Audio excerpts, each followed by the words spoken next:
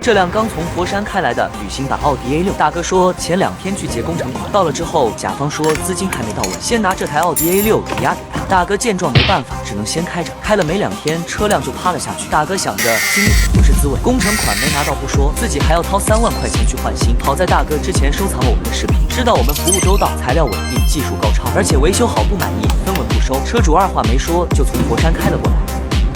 师傅会使用专业的模具将新皮囊与铝壳扣压回去。视频看到这里，不妨点个小爱心收藏一下，以防下次不时之需。最后将减震按照原厂的方式组装回去。你觉得这样的维修收多少合适？评论区讨论一下。